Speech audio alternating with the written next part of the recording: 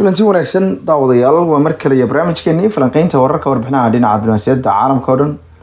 qodobada aad ku maqli doontaan daawadayaal wararkeena waxaa ugu dooraan markaan ugu waaweyn Japan oo markii ugu horeysay agab military dalka siisay isla markaana sheegtay in ciidamadoodu isha ku hayaan dhaqdhaqaaqyada halista badan ee dalka Shiinaha uu ka wado qaybo kamid ah badahayda qodobada kale daawada ku maqli doontaan wararka wacala dhinaca diblomaasiyadda militariga Australia oo ku dhawaaqay inay joojiyeen gebi ahaanba qalabkii ay ka gadan jireen Israa'iil iyo fashilka siyaasadeed ee ku dhacay Netanyahu oo laga wareejiyay inuu xukuumad soo dhiso cilaaqaadka Soomaaliya iyo Mareykankuna halkii ugu wanaagsaneed ayuu marayaa sidaas waxa yiri wasiirka wasaaradda arrimaha dibadda iyo xiriirka caalamiga Soomaaliya Masar oo wali cudaar u haysato markabkii xayiray Canal Suez iyo maxkamad taageertay talaabadaas Ingiriiska oo laga yaabo inuu kala go iyo Scotland oo mar kale doonaysa inay cod bixin go'itaan ah aado qodobada kale daawada ku maqli doontaan wararka wacalaha dhinaca diblomaasiyadda waxaa kamid ah Yurub oo suuq weyn oo kale raadinaysa iyo ku tiirsanaanta ay ku tiirsan yihiin Shiinaha oo yareynayaan sidoo kalena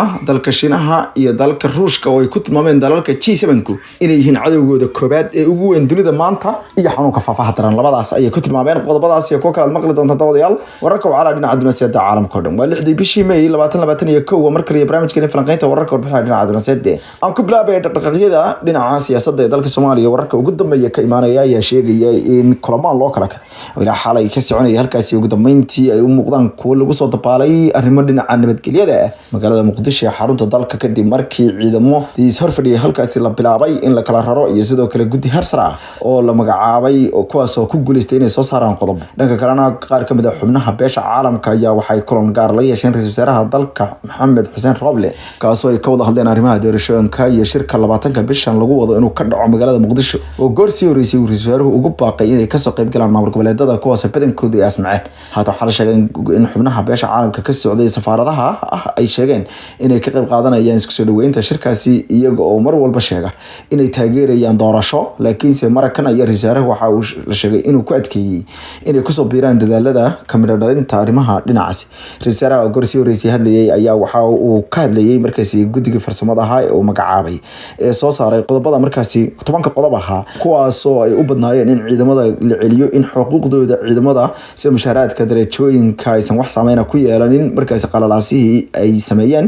iyo in dhammaan ciidamadii ka yimid ama ku yimid xiisadihii magaalada Muqdisho ka dhacay dib loogu celiyo goobihii ay ka yimaadeen lagana saaro magaalada Muqdisho 48 saacadood oo bilaabatay shalayna loo qabtay halka sidoo kalena la sheegay in qodobada ay kamid ahaayeen in si gooni ah loo xaliyo saraakiisha leh markaas duruufaha gaarka ah sida darajooyinka mushaaraadka iyo xuquuqda kale iyo in kalsooni laga dhex abuuro dhammaan hay'adaha amniga siyaasiyiinta iyo tabashooyinka ay qabaan in ra'iisul wasaaraha uu soo saaro wareegto uu ku fariyo taliyaasha ciidanka qalabka sida inay arrimahaasi fuliyaan iyo inaysan ku milmin arrimaha siyaasadda inaysan bixinin amaro ay ka dhalan karto khalkhal amni iyo mid siyaasadeed in la magacaabo guddi khubaro ciidan oo kala taliya ra'iisul wasaaraha ayaa la dib u habeynta ciidanka qaran iyo inaan ciidamada qalabka sida loo adeegsan karin siyaasad iyo faragelin lagu sameeyo arrimaha qaarkood in dhammaan dhinacyada ay joojiyaan ficilada iyo hadallada abuuri kara colaadda iyo nacaybka iyo in la soo celiyo gaadiid iyo hub wixii gaar loo kala haystay gaar loo lahaa ee dawladda aysan lahayn waxaana sidoo kale dawladda qiimaha leh la sheegay in arrintan imaanayso iyada oo qaar kamid ah saraakiisha militariga iyo sidoo kale qaar kamid ah ciidamada caadiga ay dalbanayaan in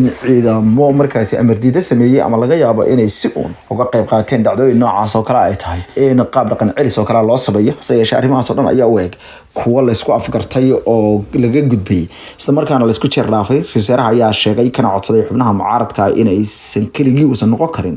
qofka hawsha dhan qabta wuxuuna ugu baaqay inay kala shaqeeyaan in dhammaan arrimaha oo dhan ay meel mar noqdaan arrimahana ay la fududeeyaan isagoo dhanka kalena sheegay inuu isagu yahay qof cadaalad u sameynaya dhinacyada oo dhan doorashada dusha ka saaran iyo sidoo kale arrimaha kale marka la isku eego dhammaantoodna ay muujinayaan ayuu yiri ra'iisul wasaare Roble in culays aad u weyn u saaran yahay kaasoo u baahan mas'uuliyad wadareed dhanka kale wuxuu ugu baaqay dadka magaalada Muqdisho inay kala shaqeeyaan arrimaha amniga iyo waliba in ay fududeeyaan wax kasta oo markaasi dawladdu ku guuleysan karto in doorasho wanaagsan ay dalka ka dhacdo halka nagala socotaan daawadayaal wararka wacala dhinaca diblomaasiyadda caalamka oo dhan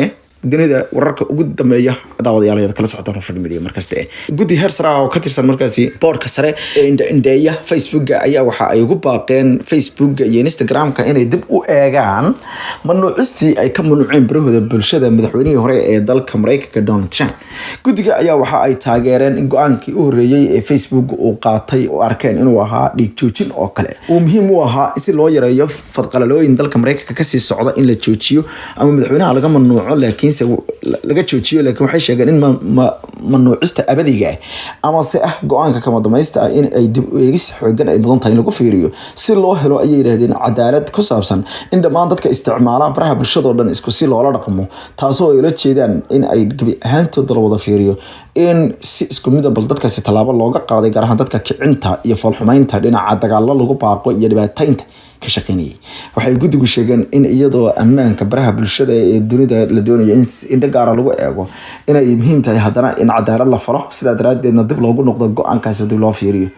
Facebook ayay sheegeen inay mar walba ay ku boorinayaan inuu sameeyo go-aan wax ku ool ah oo waxtar weyn u noqon kara arrimahaas halkaad nagala socotaan wararkii wacala dhinaca Cabdulwasiid Xatan Australia dalka Australia ayaa waxa uu sheegay ama uu ku baaqay in ay joojiyeen ama ku dhawaaqay inay joojiyeen agabka dhinaca military ee qalabka ay ka gada jireen shirkadda loo yaqaano Elbit Systems ee dalka Israel ay leedahay kuwaas ay ku tilmaameen inay tahay shirkad qaab qowleysatanimo ah oo ku shaqeysanaysa inkastoo aysan tafaasiil dheeraad ah diideen inay bixiyeen balse waxay ku dhaliileen waaxda dhinaca wasaaradda gaashaandhigga Australian Defence website qaybtooda la yiraahdo ama website-kooda rasmiga waxay ku qoreen in qalabkaasi uu yahay mid ay lacag qaaliya ay ku gadanayaan ama ay ku gadayaan gaar ahaan marka ay noqoto qalabka diyaaradaha iyo waliba kuwa istuuliya iyo qalabada kale ee dawladda dalkaasi ay ka gadi jirtay muddada dheer inkastoo aysan arrintan lug ku lahayn ayaa la yidhi baaqyada inta badan hay'adaha xuquuqul insaanka diraan ee ah Israa'iil inaan laga gadan waxba maadaama dhulka ay haysato ay wax ku soo suubiso waxaas oo dhan ay xaraan yihiin laakiin sida ay markaas hay'aduhu sheegaan ayaa asayeeshee wakaaladda dalka Australia ee Australian Broadcasting Corporation ABC waxay sheegaysaa in ay arrinta kale u dhaxaysa shirkadda Elbit Systems iyo Australia waaxda difaaca ay sidoo kale sii darsanaysay beriyay ugu dambeeyay oo dhan mid ka mid ah saraakiisha oo xigeynayay ABC ayaa waxa ay yiraahdeen waxa ay dadku yihiin kuwo karhay qaabka ay Elbit wax u gado gaar ahaan marka la eego qiimaha sare ee ku soo rogto agabka qalabka ee tiknoolajiyada iyo noocyada aan u baahanahay taasoo keenaysa inaan dib u eegno dhanka kalena waxa daawashada qiimaha leh intaynan eegin wararka kale iyo warbixinada Cabdulwasiid oo arrintaas aad ogeedeen shirkaddan waa shirkadda ka qayb qaadatay dibcan dagaalkii 2014 ee 2200 caruurta dadka ay shacabka lagu dilay 500 ilmaha ciidiga ay ku jireen dhanka kalena ra'iisul wasaarihii Yahuud Netanyahu ayaa la daalaa markaasi rooyin dhinaca siyaasadda kadib markii ay dawladda ay diiday in dalabkiisii ugu dambeeyay uu doonayay inuu ku soo markaasi xirageliyo mid ka mid ah dadka ka kan ee ururka Yamiina hase yeeshee madaxweynaha ayaa hadeerto wuxuu weydiistay madaxweynaha Israa'iil ayaa wuxuu weydiistay hogaamiyaha markaasi midig dhexe Yair Lapid inuu dhiso dawlad isagoo ka wareejiyay Netanyahu gabi ahaanba kadib markii ay habeen hore ahayd uu dhacay deadline-kii loo qabtay ama waqtigii kama dhamaystaha ee la siiyay haatan 28 maalmood oo ka bilaabanaysa Arbacada xalay ka bilaabanaysa ayaa la bilaabatay ninkan cusub iyadoo uu soo dhaweeyay hadalkaasi ninkan oo markaasi caan ku ahaa inuu aad uga soo horjeesto siyaasadaha Netanyahu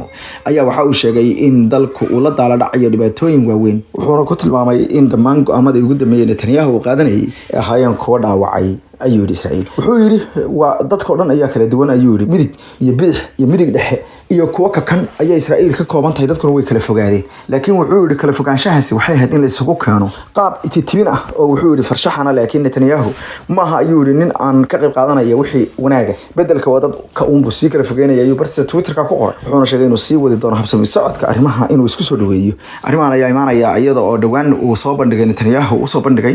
xisbiga Yamiina la yiraahdo asaguna midigta fog ah oo hogaamiyo Naftali Bennett in ay dawladdu wadaagaan dawladda wararka wacalaha dhinaca Cabdulwasiid caalamka oo dhan qodobo warbixino waaweyn ayaa dooshan qiimaha leh noo soo socda iyo xogo kala duwan haatan aan fiirino Erdogan madaxweynaha Turkiga Nikolaus Erdogan waxa uu sheegay in xisbigiisu haatan uu ka baaraandegayo dastuurka cusub ee dalkaasi loo soo binayo iyadoo la sheegay inay sidoo kale taageereen xisbiga ay wadaagga yihiin xisbiga wadaniga ee dalkaasi kaasoo ay ku taageereen madaxweynaha qodobada cusub dastuurka cusub ayaa waxa uu ku jiri doona arrimaha dhinaca ka hortagga waxa loo yaqaano in dalka la khiyaamo ama khiyaano wadanimo lagu soo daro qodobo ay kamid tahay taasoo loola jeedo in dadka ururada ka shaqeeya ama dalka jamhuuriyadda dadka ka soo horjeeda ay dabar u noqon doonto waxaana la aaminsan yahay in dastuurkan uu noqon doono dastuurkii labaad ee intii muddada xilka madaxleedka hayay madaxweynaha wax laga bedelo ama qodobada wax laga bedelo waxaa loo yaqaanaa tooshka dimuqraadiyadda ee 100 sanadood kaasoo la aaminsan yahay inuu qayb ka noqon doono isbedel xooggan oo dhinaca dhaqan-dhaqaale iyo sidoo kale dhinaca siyaasadda dalka wuxuuna toos u abaari doonaa dadka doonaya dalka in mustaqbalka kala gooyaan iyagoo sidoo kale islamarkaana uu toos u abaari doono in aan dalka awaamiirtiisa waaweyn iyo madax banaanadiisa aan cidna aysan farageli karin kol kasta iyo mar kastaba. isla Erdogan wuxuu u sheegay hogaamiyaha dalka Jarmalka Angela Merkel in dalka Greek wali uu sii wado daandaansigii foosha xumaa iyo sidoo kale in ay daandaansanayaan dalkiisa iyagoo wali Turkigu ay ku dhaqmayaan isdajin iyo waliba deganaansho xooggan. isagoo maqal iyo muuqaal kula hadlayay hogaamiyaha dalkaasi oo shir ay dhinaca maqal iyo muuqaalka video conference ay yeesheen ayaa waxa uu sheegay in ay dowladiisu ay khaatib ilaahi ka taagan tahay dhaqdhaqaaqyada foosha xun ee Greek wali ay sii wadaan iyagoo bedelkooda iyagu doonaya nabadgelyo xasilooni ay yiraahdeen. waxay intaas ku dareen in muhiimadooda haatan uu yahay in dalka Turkigu uu doonayo nabad laakiinse ay u muuqato in dowladdaasi ay iska diidan tahay nabadgelyada. qaybta labaad daawadayaal daqiiqay